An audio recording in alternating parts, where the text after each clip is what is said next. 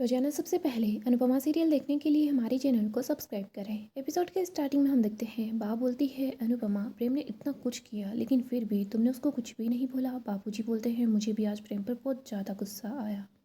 अनु बोलती है बापूजी मैं बहुत ज़्यादा थक चुकी हूँ, प्लीज़ आप सब लोग जाकर अपने कमरे में आराम कीजिए, मुझे कुछ देर अकेला रहना है। एक एक करके सब लोग वहाँ से चले जाते हैं। दिग्विजय अनु के पास होता है, वो उसको बोलता है अगर आपको मुझसे कुछ भी बात करनी हो तो मैं आपके साथ हूँ। अनु बोलती है थैंक यू सर। इसके बाद दिग्विजय भी यहाँ से चला जाता है। हॉल में अनु अकेली रह जाती है। यहाँ पर वो सारा सामान उठाकर अंदर की तरफ रख रही होती है, झाड़ू लगा रही होती है। तभी अनु को बार बार प्रेम की बातें याद आती है। अनु रोने लग जाती है। इसके बाद वो फिर से अपना काम स्टार्ट करती है। अनु सब चीज़ों को ठीक से रख रही होती है, तभी वो फिर से बैठ जाती है और रोने लग जाती है। उसको बार बार प्रेम की कही हुई बातें याद आती है। वो बोल रहा था मैं आपसे नफरत करता हूँ, आपको हराना चाहता हूँ। अनु बोलती है घर तो साफ़ हो जाएगा लेकिन मैं अपने प्रेम का दिल कैसे साफ़ करूँगी। अनु को बार बार प्रेम की ही बातें याद आती है। वो बोलती है कि मेरा प्रेम ऐसा कैसे बन गया, वो पहले तो ऐसा नहीं था। आगे हम गौडरी हाउस का सीन देखते हैं। यहाँ पर हम देखते हैं अनिल प्रेम को एक जोरदार थप्पड़ लगाता है। अनिल बोलता है कि आज यहाँ पर मोटा भाई नहीं है, इसीलिए तुम्हारा बाप बनकर ये थप्पड़ मुझे तुम्हें मारना पड़ा। घर के सब लोग काफ़ी ज़्यादा हैरान होते हैं। अनिल बोलता है प्रेम तू कोठारी है और कोठारी होने के कुछ मायने हैं। तूने आज अपने बाप दादा के नाम के आगे कलंक लगा दिया है। तो देख ले प्रेम, आज तो बा भी तेरा साथ नहीं दे रही। यहाँ पर मोटिवा भी कुछ नहीं बोलती। इधर ख्याति भी काफ़ी ज़्यादा अपसेट होती है। ख्याति बोलती है मुझे तो अब गुस्सा भी नहीं आ रहा, क्योंकि प्रेम तुम ऐसा बन गए हो। पहले तुमने अनुपमा जी को उनके नाम से बुलाया, उसके बाद तुमने दिग्विजय जी के साथ बदतमीजी की, उनके साथ क्या कुछ नहीं किया, और अब तुम चोरी करने पर उतर आए हो। प्रेम प्रेम अब क्या करना बाकी रह गया है? अब क्या तुम डाका डालोगे, किसी को जान से मार दोगे, यही करना बाकी रह गया है क्या? और राही तुम अभी भी इसी का साथ दोगी? राही रो रही होती है। ख्याति बोलती है कि क्या हुआ, चोर कहना चुप गया? जो इंसान चोरी कर रहा है उसको चोर नहीं कहूँगी तो क्या कहूँ, तू ही बता दे अगर तेरे पास कोई और शब्द है तो। श्रुति बोलती है कि आप सब लोगों को क्या हो गया है, आप सब लोग प्रेम के अगेंस्ट क्यों हो गए हो? और अनिल जी आपने प्रेम को थप्पड़ कैसे मारा? तभी मोटिवा बोलती है क्योंकि अनिल तुम्हें थप्पड़ नहीं मार सकता था श्रुति जी। कायदे से तो ये थप्पड़ आपके गाल पर पड़ना चाहिए था श्रुति जी। आपने हमारे प्रेम को ये बना डाला है। हमारा प्रेम पहले ऐसा नहीं था। इधर हम देखते हैं गौतम तो बहुत ज़्यादा खुश हो रहा होता है। मोटिवा श्रुति को बोलती है कि आपने ये क्या कर दिया? वैसे भी हम आपसे क्या ही बोले, आप तो है ही पराई, हमारा तो अपना सिक्का ही खोटा निकला। प्रेम ये सुनता है तो काफ़ी हैरान होता है। मोटिवा बोलती है क्या थी, तुम राही को कुछ भी नहीं बोलोगी? आज जो कुछ कहना है प्रेम से कहो, जो सज़ा देनी है प्रेम को दो। प्रेम प्रेम बोलता है मोटिवा। मोटिवा बोलती है टिंकू मैंने हमेशा तुम्हारा साथ दिया लेकिन आज नहीं। टिंकू मैंने बरसों से तुम्हारी हर गलती पर पर्दा डाला है लेकिन तुम्हारी इस चोरी में मैं तुम्हारा साथ नहीं दूंगी।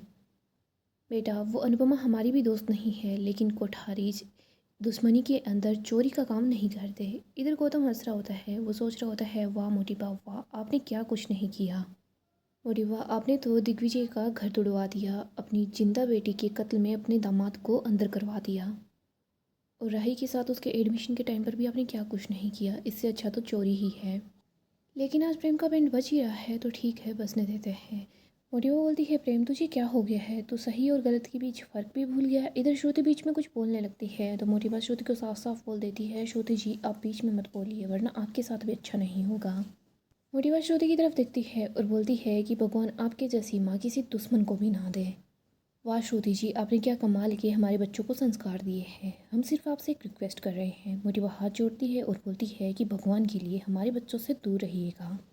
इधर गौतम बोलता है हाँ अब मुझे मोटिवा का गेम समझ आ रहा है, इनको आम भी खाना है और अपने हाथ गंदे नहीं करने। मोटिवा ने मुझे अनुपमा के कैफ़े को बर्बाद करने के लिए बोला था, लेकिन जब गैस लीक हुई तो मोटिवा ने मुझे ही डांटा। इसके बाद मोटिवा ने जानबूझकर श्रुति को अपने सर पर चढ़ाया ताकि श्रुति के जरिए ये प्रेम के लिए कैफ़े खोल पाएँ, श्रुति के जरिए ही प्रेम कंपटीशन को जीत जाए। लेकिन जब प्रेम पर चोरी का इल्ज़ाम लगा है तो मोटिवा ने श्रुति जी की भी साथ में ही बैंड बजा दी। वाह मोटिवा। आगे हम अनु को देखते हैं जो फूट फूट कर रो रही होती है। तभी यहाँ पर दिग्विजय आ जाता है। दिग्विजय बोलता है नोक नोक। अनु बस ऐसे ही डेकोरेशन को देखने लग जाती है। दिग्विजय बोलता है जब मैंने नोक नोक बोला तो आपको ऐसे बोला था हुज देयर। मैं आपको बोलता वाटर, फिर आप बोलते ही कि वाटर हूँ। मैं बोलता है कि what are you doing. Digvijay बोलता है आपको फ़नी नहीं लगा, जब मैंने इंटरनेट पर पढ़ा था तो मुझे तो बहुत ज़्यादा फ़नी लगा था। दिग्विजय बोलता है आप चाय पी लीजिए। अनु बोलती है थैंक यू। दिग्विजय बोलता है चाय पी लीजिए वरना ठंडी हो जाएगी तो अच्छी नहीं लगेगी। अनु बोलती है कि सर मुझे कुछ भी अच्छा नहीं लग रहा। राही मेरे पास नहीं थी, वो मुझसे बहुत ज़्यादा दूर चली गई थी। फिर मुझे प्रेम मिला और प्रेम ने ही मुझे राही से मिलने का रास्ता दिखाया। प्रेम मेरा सारथी बना, लेकिन मेरे सारथी ने मेरा साथ छोड़ दिया और अब वो गलत रास्ते पर चल रहा है। सर, इस जन्म का तो पता नहीं है, लेकिन शायद मैंने पिछले के जन्म में बहुत बड़े बड़े पाप किए होंगे। तभी तो देखिए, मेरे एक नहीं दो नहीं, मेरे सारे के सारे बच्चे मुझसे नफरत करते हैं। आगे हम फिर से कोठारी हाउस का सीन देखते हैं। मोटिवा प्रेम को बोलती है कि प्रेम, तू तो मेरा सबसे अच्छा सबसे प्यारा बच्चा था, तू मेरी तरफ देखना। तुझे तो खुद पर इतना ज़्यादा भरोसा था ना कि तू तो फैमिली बिजनेस को छोड़कर एक सेफ बनना चाहता था। बोलना प्रेम, तू सेफ बनना चाहता था ना, और तू ये चाहता था ना कि हम गर्व से कहें कि हमारा पोता सेफ है। लेकिन अब बोल, अब हम क्या कहें? भगवान ना करे अगर वो लोग पुलिस में चले जाएंगे, उन्होंने कंप्लेन कर दी, तो फिर हम क्या कहेंगे? मैं ये बोलूँगी क्या कि हमारा पोता चोर है? प्रेम जोर जोर से चिल्लाता है और बोलता है कि मोटिबा, मैं चोर हूँ, उन सब लोगों ने मुझे चोर बोल दिया, आप सब लोगों ने मुझे चोर बोल दिया, लेकिन फिर भी आपका दिल नहीं भराना, ठीक है? अब मैं चिल्ला चिल्ला कर बोलूँगा। प्रेम अनिल के पास आता है और बोलता है कि काका, चोर हूँ मैं। इसके बाद वो मीता के पास आता है और बोलता है, मीता काकी, मैं चोर हूँ। फिर वो राजा के पास आता है और बोलता है, राजा, तेरा भाई चोर है। प्रेम बोलता है, परी। राजा बोलता है, परी प्रेग्नेंट है। प्रेम बोलता है कि देख, मैं राक्षस नहीं हूँ, मैं सिर्फ चोर हूँ। प्रेम बोलता है, आप मेरे माथे पर लिख दीजिए कि मैं चोर हूँ। मोटिवा प्रेम को रोकने की कोशिश करती है, पर प्रेम डाइनिंग टेबल की तरफ आता है, वहाँ से पानी उठाता है और अपने ऊपर पानी गिरा लेता है। प्रेम को ऐसे देखकर सब लोग काफ़ी ज़्यादा हैरान हो जाते हैं, परेशान हो जाते हैं। प्रेम सब लोगों के पास आता है, वो बोलता है कि अब तक मैं आप सब लोगों की बातें सुन रहा था, अब आप लोग मेरी बात सुनिए। प्रेम बोलता है, मैंने अनुपमा जोशी की डायरी इसलिए नहीं चुराई थी कि मुझे अपनी काबिलियत पर शक है, जबकि मैं थक गया था। प्रेम बोलता है, मैं गारंटी के साथ बोल सकता हूँ, आप में से कोई भी ऐसा इंसान नहीं है जिसने कभी दर्द से नफरत की होगी। अगर आप में से किसी ने नफरत की होती तो आपको पता होता नफरत करना प्यार करने से कितना ज़्यादा मुश्किल होता है। दिन रात बस अपने दुश्मन के बारे में ही सोचना पड़ता है। जब भी किसी बात पर खुश होने का दिल करता है, स्माइल करने का मन होता है, तभी दिल को याद आता है कि अरे, मैंने अभी तक अपने दुश्मन को बर्बाद नहीं किया, उसको बर्बाद किए बगैर मैं कैसे चैन से बैठ सकता हूँ? अरे, वो तो मेरी महीनों पुरानी दुश्मन है। क्या आप लोगों को अभी तक समझ नहीं आ रहा कि मैं पूरे दिन बस अनुपमा जोशी के बारे में सोचता रहता हूँ? मैं थक चुका हूँ। राही तो बस प्रेम को ही देखे जा रही होती है। इधर प्रेम बोलता है कि मैं उनको हराने के बारे में सोच सोच कर, नई नई तरकीबें निकालने के बारे में सोच सोच कर थक गया हूँ। और फिर मैंने उनकी डायरी उठा ली और उस दिन मेरे दिल में एक ही ख्याल था कि शायद हो सकता है उस रात मैं चैन से सो पाऊँ। ठीक है, अब अगर बात सबके सामने आ ही गई है तो मैं उनको उनकी डायरी वापस लौटा दूंगा। बात यहीं पर ख़त्म। कहती बोलती है, प्रेम बिल्कुल वैसे ही ना, जब तुमने अपना रेस्टोरेंट खोलने की कोशिश की थी, उस टाइम पर तुमने फायर सेफ्टी के बारे में कुछ भी नहीं देखा और बोला कि बाद में चेक करवा लूँगा। इधर हम अनु और दिग्विजय को देखते हैं। अनु बोलती है, सर, नफ़रत करना आसान नहीं होता, बहुत जी जान लगानी पड़ती है नफ़रत करने में। तोशु, पाखी, राही आधे टाइम ऐसे रहते हैं, बल्कि आधे टाइम बिल्कुल सही होते हैं, प्यार से बात करते हैं। लेकिन प्रेम तो सिर्फ फुल टाइम नफ़रत ही नफ़रत करता रहता है, वो सिर्फ नफ़रत के बारे में सोचता रहता है। सर, नफ़रत करने के लिए भी बहुत मेहनत लगती है। आप मेरे नालायक निकम्मे तोशु को ही देख लीजिए, ऐसे वो कोई भी नहीं काम करता, लेकिन जब उसको नफ़रत करनी होती है, कुछ भी करना होता है, तो सबसे आगे होता है। उसने देख लिया कि उसकी माँ की डायरी चोरी हो रही है, बट उसने आकर मुझे कुछ भी नहीं बताया। वो सीधा प्रेम के पास गया ताकि वो प्रेम को ब्लैकमेल कर सके। सर, ये इतनी अकल नफ़रत करने में, बाकी सब कामों में लगाते हैं, अगर इतनी ही अकल अपने लिए लगाए ना तो ये लोग सफल हो जाएंगे। मेरा प्रेम, उसका दिल तो मोम से भी ज़्यादा नरम था, फूल से भी कोमल था, फिर अब उसका दिल पत्थर कैसे बन गया? सर, प्रेम के तो नाम में ही प्रेम है, तो फिर वो इतनी ज़्यादा नफ़रत कैसे कर सकता है? अनु यही बातें बोलकर रोने लग जाती है। दिग्विजय बोलता है, अनुपमा जी, जब से मैं आपको जानता हूँ, आपने हमेशा सही गलत को सही करने की कोशिश की है। दूसरी बात, आपसे जो नफ़रत करने वाले लोग हैं, उससे कई ज़्यादा लोग आपसे प्यार करते हैं। तीसरी बात, दूसरों के दोष अपने सर लेने से आप गुनहगार नहीं बन जाएगी। उनके जो कर्म होते हैं वो उन्हीं के साथ होते हैं। समुद्र का पानी काफ़ी ज़्यादा ख़राब होता है, लेकिन उसको पीने से प्यास नहीं बुझती, जबकि प्यास और भी ज़्यादा बढ़ जाती है। अनुपमा जी, आप प्रेम का सागर क्यों बनना चाहती हैं? आप जितना प्रेम लोगों पर लुटाएंगी, वो लोग उतने ही प्रेम की और ज़्यादा मांग करेंगे, लेकिन फिर भी उन लोगों की प्यास नहीं बुझेगी। अनुपमा जी, आप सागर नहीं, नदी बनिए। आप अपना प्यार, अपनी माफ़ी, अपनी ममता उन्हें दीजिए जो लोग इनकी कदर करते हैं।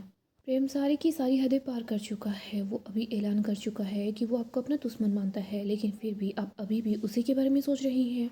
शायद आप भूल रही है, भगवत गीता में कान्हा जी ने क्या बोला है। उन्होंने यही बोला है कि अगर ये लोग अपने हैं तो आपके साथ क्यों नहीं है, आपके सामने क्यों हैं? आप अपनी आंखें खोलिए और जो सामने है उसको देखिए। रिश्ता निभाना आपका धर्म है, तो प्रेम से दुश्मनी का रिश्ता आराम से निभाइए। आगे हम फिर से कोठारी हाउस का सीन देखते हैं। यहाँ पर हम देखते हैं, प्रेम बोलता है कि ओ, तो मेरा परिवार मुझसे शर्मिंदा होने लगा है, सब लोगों को मैं चोर लगने लगा हूँ। प्रेम मोटिवा के पास आता है और बोलता है कि मोटिवा चलिए पुलिस स्टेशन चलिए, वहाँ पर चलकर मेरे खिलाफ़ आप एफआईआर लिखवा दीजिए, मुझे चोर साबित कर दीजिए। आप मुझे हथकड़ियाँ लगवा दीजिए, फांसी का फंदा लगवा दीजिए। मोटिवा बोलती है प्रेम। प्रेम बोलता है कि क्या हुआ, आप पुलिस स्टेशन नहीं जा सकती? कोई बात नहीं, काका है ना, काकी है, माँ भी तो है।